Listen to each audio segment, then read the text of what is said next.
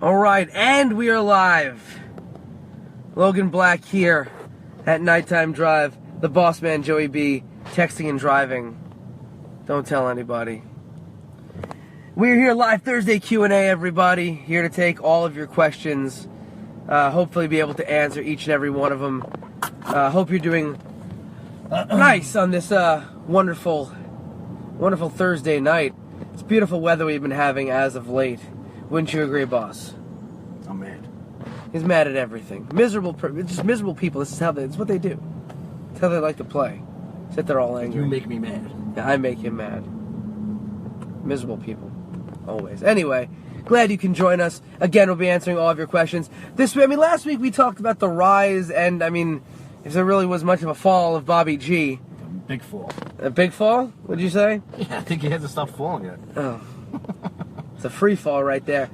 This week, I think we're going to keep things a bit more, I don't know, is there anybody else, you feel, I'm sure if I sit there like, hey, Joe, do you feel like shitting on anybody? He's going to feel free to do that. So maybe let's not do that. Maybe let's try and take this in a more positive route. And maybe we've discussed the early days of the Warriors warehouse. Maybe this week we, The Dark Age. The Dark Age of Warriors Wrestling. That was the discussion before this came on. No, let's talk about maybe the beginning of the new Warriors of Wrestling school at Fun Station. Okay, go ahead.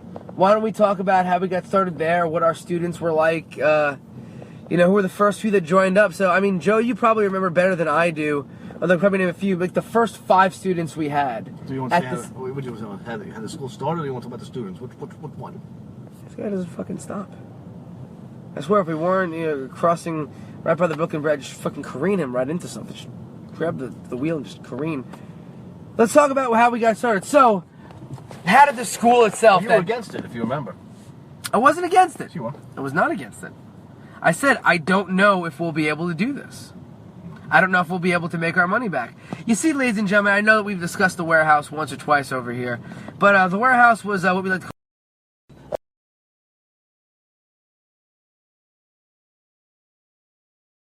They got, I think, 2 hockey rings there. Did people at least take care of it, or they fucking destroyed it? No. This is very well kept.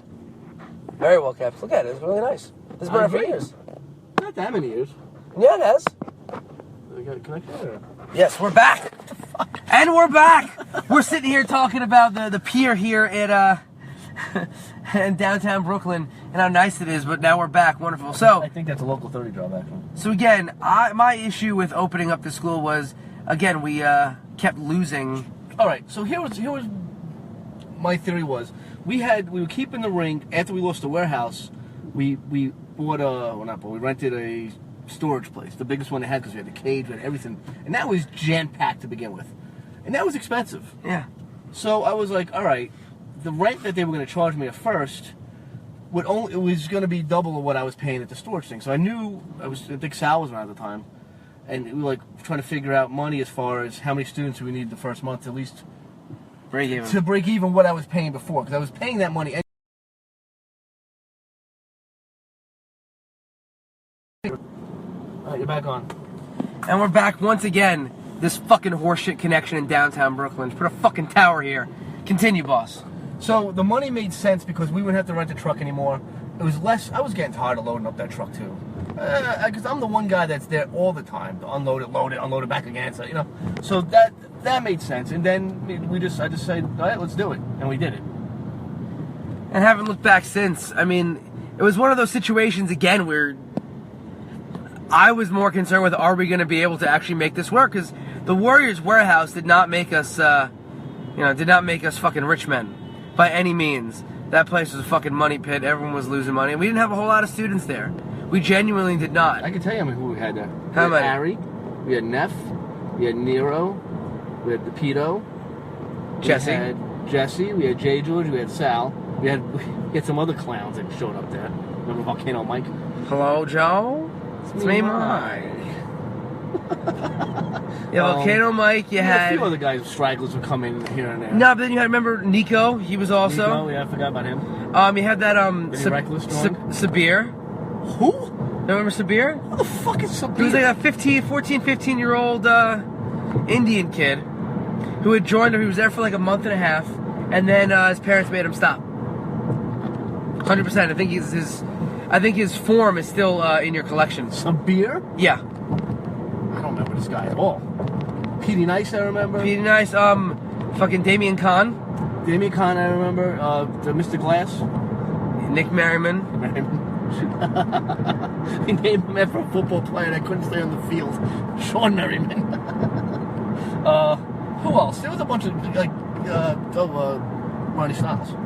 Ah. And the hood is where he's staying all day. Then there was like people that would show up, join, pay, and then you would never see them again. I don't remember their names. But we were making our money there through concerts and shit like that. Right, so. we were running like the hardcore scene in Staten Island. It was helped to be fostered by the Warriors Warehouse. We'd run hardcore shows there all the time. It ended up me fighting with all these fucking people. Yeah, Joe would fist fighting with them. Yeah, because Joe fist fighting with anybody is a daily occurrence. We were wrecking the fucking place. The place is a wreck already. So in getting this, again, my biggest fear was, are we going to get students down? I mean, we knew that our training was good. We know that what we're doing is good. Just a matter of, are these people going to show up to get trained? And I don't know, could you name like the first 5 students we had here? I don't know about the first. CJ. CJ, I think was maybe 1 or 2.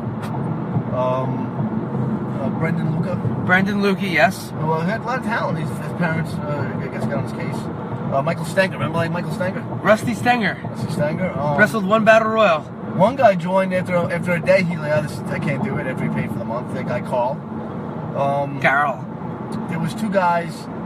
I think they did when Team Torment had the security. They did that, and they did some ring crew with us. I don't remember their names. They joined up. I don't remember those guys at all. The fucking guy, he had the kid, and he had to stop. I think he's one of CJ's relatives. He was actually the first guy what's his face? I know him. He had a kid. Yeah.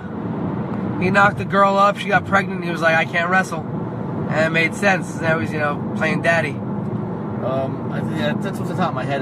That's all I can remember. Yeah. So we had like a decent startup, but it wasn't definitely enough to get things going. And then as the ball got rolling for us, but the redhead Donovan. Who? JJ said the redhead Donovan.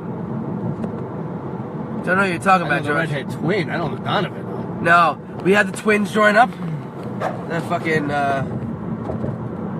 Bella twins from hell. But it took a few months for us to start breaking even and then making money. Then once we made money, we did not. Daniel was also from early on too. Like I said, didn't I say him?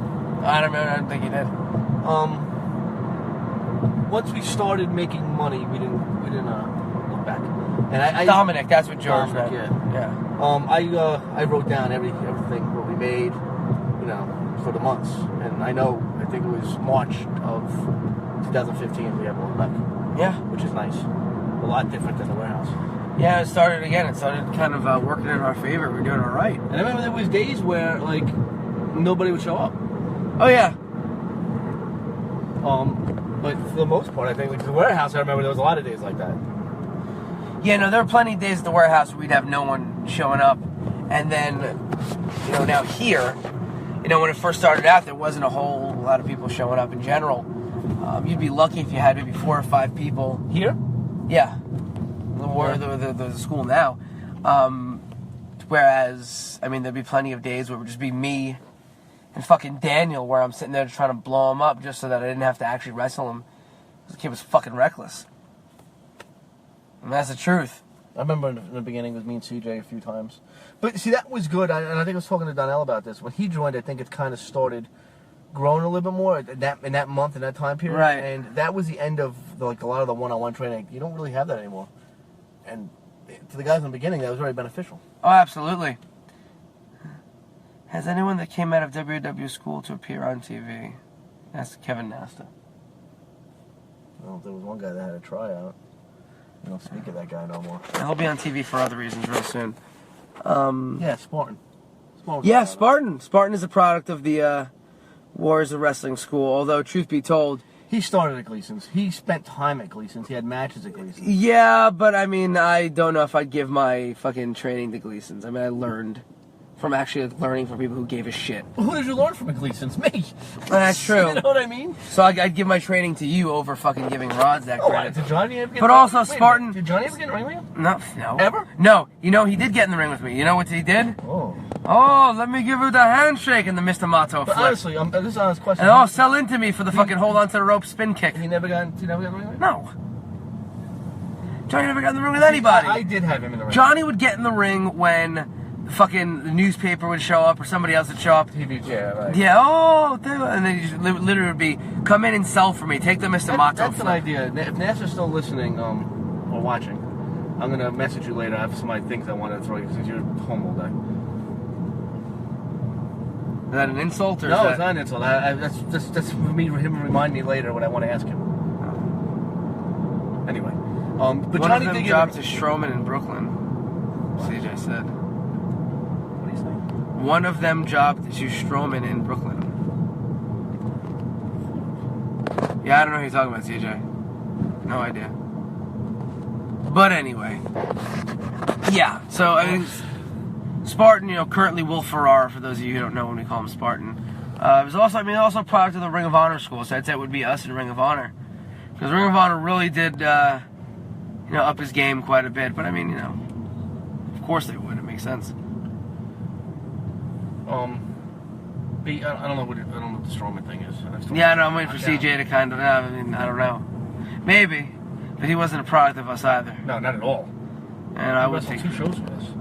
Was it only 2? I believe so. Maybe 3. Yeah, I think it might have been 3. That was also when we were running less often, right? Yeah, he came in South River, which we did in March. He wrestled a tag match in April. And then the June show, I punched him in the fucking face, and he didn't even wrestle that show. He was young.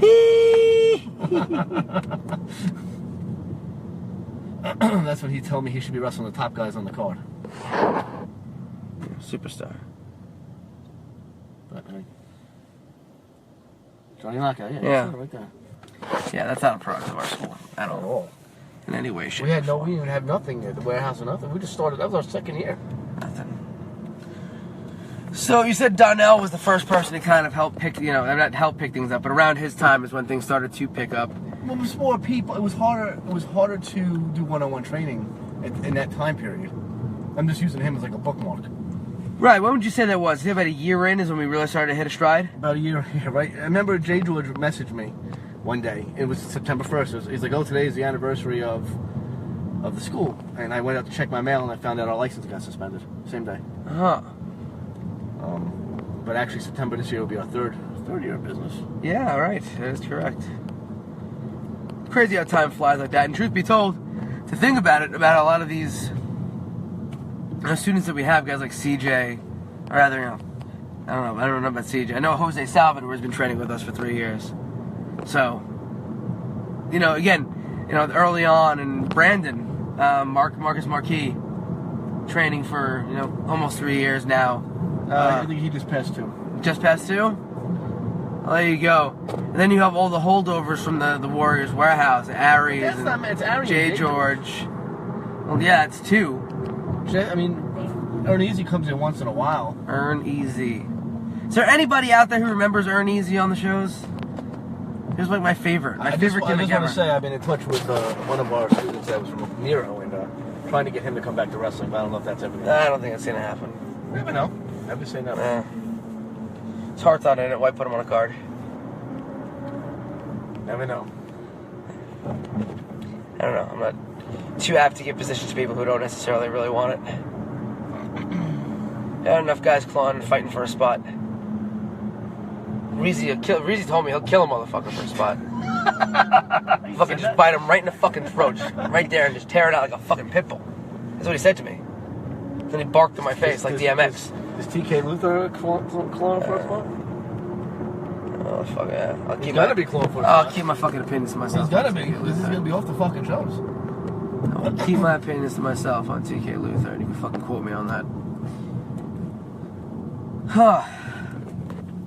We've never ran a show in Queens, ladies and gentlemen. I'm sure if you're, Kevin Nessa, the Milk Stealer, just logged on. The what? The Milk Stealer. Scotty Priest? Yes. We should run a show in Queens. Anybody who knows places in Queens that'll hold shows that aren't, just being destroyed already, hit us up. It'd be great to run a show. Actually.